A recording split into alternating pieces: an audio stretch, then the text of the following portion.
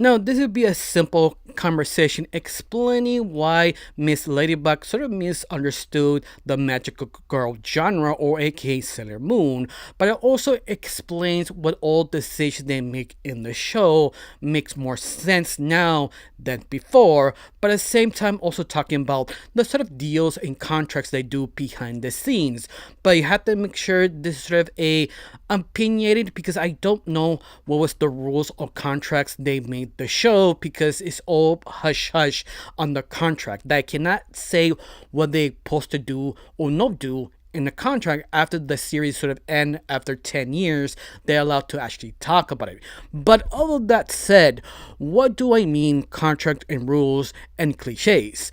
Well, when you create a show that is yours or maybe someone else's, let's set a sort of rules of how you should do the show. The reason why they sort of set rules specifically depends on the company is because they want to sell toys, and especially what type of gender we are selling, because sometimes they don't want the other gender to get into it because the other gender will not buy the toys. Well, I think the best example to show you is basically Young Justice. It's probably my favorite example because Young Justice, the first two seasons after they got canceled the first time, was meant to sell toys for little boys.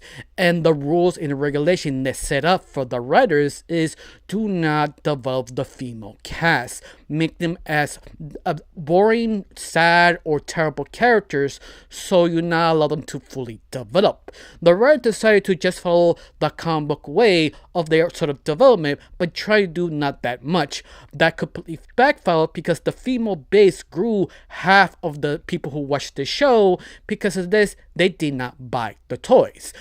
But that is sort of like a myth, because females or little girls do buy action figures, but it sort of depends on their parents, because one of the biggest obstacles for little kids is the fact to convince their parents to buy them toys, but specifically the right gender, because parents don't like little boys buying dolls or little girls buying action figures. That meant for the other sex, not you.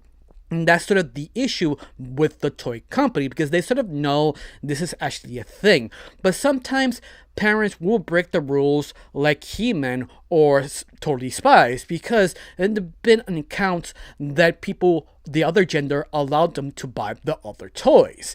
But what's more, it's almost like a phenomenon when it actually happens. It's only if the show is super popular that this rule become more like a myth than actually fact. But it's not really that popular that it becomes true, because the other person or other gender or the parent will not actually allow them to buy the other toy. It's that sort of loosey-goosey rule. They sort of stuck to it because it's kind of true in a way, but it also explains the other problem, why Miss Ladybug, how it writes the show. For example, how Miss Ladybug is usually forced in the episode, that sometimes she's not needed.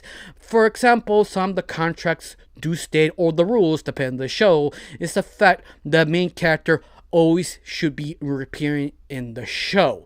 So sometimes the writers have to force the character put in the sort of scenario that they do not belong.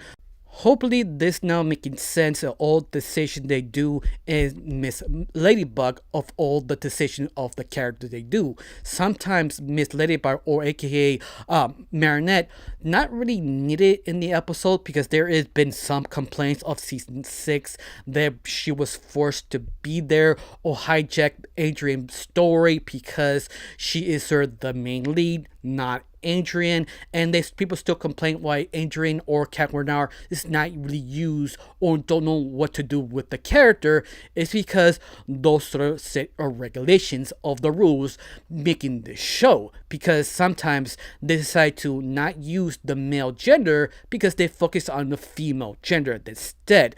But some of you saying BS, I have seen Cat Bernard action figures on stores. This is true because Miss Ladybug and Cat Bernard is sort of a very unique spot. They can sell both genders, but sort of obvious the company will go the one who sells the most. That'd be Miss Ladybug. This is the reason why little by little they're realizing they have to stop writing from Cat Now stories because they want to lean it more to Miss Ladybug. But there's also another problem that they misunderstand the cliches on the magical girl genre from Marinette. Of course, before I get down to explain that sort of cliches, why they works, my name is Rachel. I like to talk about animation, not just animation to reviews, first impressions, cartoon theories, and sometimes, if I have some spare time, cartoon breaking news. Of course, you like how it's going, like to help my channel, put a like, comment, and subscribe. That's the only thing you need to do. If not, that's fine. If you do, thank you. Because of you, I'm getting close to my main goal of 2,000 subscribers. And yes, I'm getting close every single day because of people like you. People who like, comment, and share. Thank you. Now let's get started of the conversation of why Miss Ladybug and Cat misunderstand the magical girl genre, cliches, or sort of storytelling what they do. Now let's get started. Now, before I continue on about the cliches, how they misunderstand it, I have to say one more thing about the rules or regulations of making a cartoon. It's a fact, it sort of depends on the company. Sometimes they add new things or move things doing mid-season or season 3, season 4. That's why you see this sort of unique, weird writing styles of some specific cartoons. Just sort of a FYI. Now, let's talk about the cliches or sort of genre that Marinette and Miss Ladybug sort of fits itself. And basically, it's sort of a magical genre, but sort of inspired a little bit by Western superheroes. In fact, it's a very unique spot because they decide to fuse both different genres. Yes, they're the same genre, but have different categories or different subgenres of what they're trying to do. The only problem is they sort of misunderstood the tropes of that specific genre, because the tropes sometimes become tropes is because it's sort of a sneaky way to use them while being forced to change the character because of the contract or the rules they set up. Because now it's making more sense why they keep doing what they're doing with Adrian. Like, why they don't want to use him is because maybe that specific reason. It's because they can't. This is what I have to do is sort of meta hoops to fix that issue. But the only problem is, if they stick to the magical girl sort of cliches, they probably did not have that specific problem, like what to do with Adrian. Well, believe it or not, Tuxedo Max actually is cliche to reappear or not reappear, can actually fix the problem they're having right now. What I mean is, there's two ways to use Tuxedo Max sort of cliches. At least the two I know. Please tell me there are other ways to use Tuxedo Max of this cliche for Cat Warnar. Is one, he disappears and reappears because he doesn't know he is Cat Warnar, or aka Tuxedo Max, because that is their original cliche, how to use him in Sailor Moon, because allowed them to focus on more Sailor Moon than the love interest. That can easily solve the problem they actually have, but they choose not to because they use the American cliche. I get to that later on, but there is a second option that actually could actually work. It's that make Cat Warnar or Adrian the main villain, or the right hand man of the main villain, that he knows or not sure he's doing the right thing, so Marinette can actually convince Cat Warnar to actually go to the good side, but given a sort of help the writers to not use or give it a reason to develop Cat Warnar. If they are actually allowed to develop, or at least a little bit, the whole conversation is how they convince Cat Warnar to go to Marinette with love, like someone does care of him. This is why Tuxedo Max cliche works so much, because it allowed them to go around that sort of don't develop the character, or if you do develop a little bit, that little bit of development, that little once in a while we go back to him, can fix the issue. But once again, it's sort of hard to do. You can still do that same cliche with the new villain to convince Cat Warnar to become evil, so allow them to stop using him, to only focus on him, to convince him back, give him that a little development, but at the same time not to fully develop.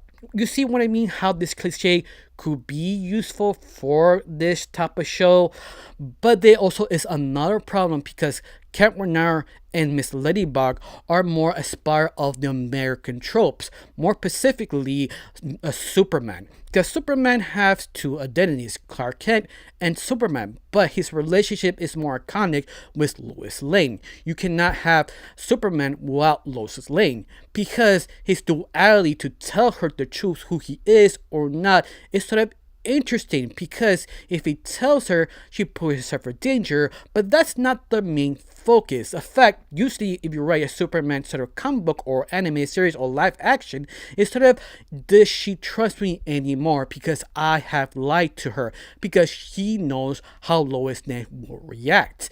And that's sort of the interesting duality with Superman. And this is sort of the trope will begin, not just to protect her, but at the same time, he doesn't know she would trust him ever again. And that is just interesting because Superman is in love with Lois Lane, but he doesn't want to be in love with Superman. He wants her to be in love with Clark Kent, his true self, to see who he really is, not the Superman sort of iconic hero. And that is sort of the duality and interesting thing about Superman. It sounds familiar with Cat Renard and Miss Ladybug. Yes, it does, but the only problem is Cat Renard and Miss Ladybug is not Superman and Lois Lane, it's Superman versus Superman. And that's sort of the issue. Because of this, both characters should be developed. But it adds another problem. The writers added two cliches and fusing together, becoming something unique and different that can help how unique the show really is written, but adds the sort of difficulty to understand both cliches. What part can we use, the other we don't use? And that's the problem. They don't know how to do that. That's why you have this sort of weird sort of situation. How was Adrian sort of right? But make things even worse, the main villain of the whole series is the father of Adrian. Now you make him so interesting, but at the same time you're realizing you can't use that much because the main focus is Marinette, not Adrian. And you see the sort of kind of trauma and problem writing this character. But there's another side problem that is Marinette. Marinette doesn't really have a motivation, that she is in love with Adrian and she has rivals, that she is clumsy, but she doesn't really is a well-written character. I mean, not written, more interesting, that she's very basic. They trying to copy and paste the original Sailor Moon character, that she's clumsy, she's lazy, not useful. And that's sort of the issue. They copy a few things, but instead using the whole trope, they actually added another problem because the original Sailor Moon main character, she is a failure girl. Everything she tries or does or acts, she's a completely failure. Even her Sailor Moon sort of disguise fails, but over the season and episodes, see this sort of development. See she has a issue and motivates her to do better because of her friends helping her and she helping her. Seeing this interesting develop. This is why you relate to Sailor Moon to compare to Marinette. That the only issue is she's clumsy, she's adorable, but you don't feel the struggle. And this is the add another trope, the basically there's too much responsibility of Spider-Man. And that's the other problem. Added another trope, misunderstanding that, and added another one to fuse together to make a very unique, different approach of Marinette. But the only problem is they just don't know what to go because there is no specific answer, because the other tropes, like she have trouble to talk to Adrian, her partner, her boyfriend, make it more worse because her personality doesn't allow that. There could be a very interesting dynamic, but the only problem is it doesn't. They just misunderstand using that specific trope or the other tropes fusing with this main one. And that's sort of the issue. Because of this, made Adrian more interesting in my opinion. Marinette has her moments, but it sort of kind of mishandle, or you've seen it before, or you feel you just retraining on ground, not adding something unique. Like Spider-Man, to compare to Marinette, similar issues, but the only difference is Spider-Man sort of grows a little bit, realizing I have to let this go, I know how to feel this, I just move on. And Marinette doesn't. And that's the issue. That just recycle the same thing. You can say Spider-Man recycles, but it's more like it makes sense how life hits you. You just take the L and keep going forward. And that's the issue with Marinette. They're trying to keep moving forward, but keep retraining the same ideas. And the same time with Adrian, because the contract and regulation of Adrian does the same thing. Hopefully, this shows you, or at least understand, the meta of the problem of Miss Ladybug and Cat Renard is the how to use the tropes, how to execute them, how to understand fusing both togethers, and the issue of fusing those both specific cliches is because you kind of need to understand to actually use them. But it doesn't help is this not a Japanese company studio or a American studio, because they sort of have experience using other tropes with other countries. It's the fact they have a very unique place because this show is from basically the European section. They have different ways of writing things, but the only problem is they're using two completely cliche tropes. Is very popular in Japan and America, but using a European lens to fuse it together. Because of this, you have to be realize how you run it, how they use this cliche from that country, if I'm doing it right. But even worse, this show is so unique and different. That's the issue. There is no other example like this. So you can see why they have this sort of kind of major mistakes left from right. And I can see why they became this sort of kind of cluster mess. But once more, this is sort of not fact. This is just sort of a basically conversation. I could be wrong. There is no regulation in contracts doing making Marinette because it's a completely different country, different rules, different company, whole shebang. You could say even that some of the cliches you think could be used properly, but we just don't know. It's all just opinionated. I don't know you which cliche you think they should remove from this show, or which cliche should they think they should be used of this show. Like, you think what works, what not, or tell me some cliches that I miss that actually makes sense why the show how it really is. But all of that, I can't say much. Thank you for watching. Don't forget to subscribe and have a wonderful day. Bye.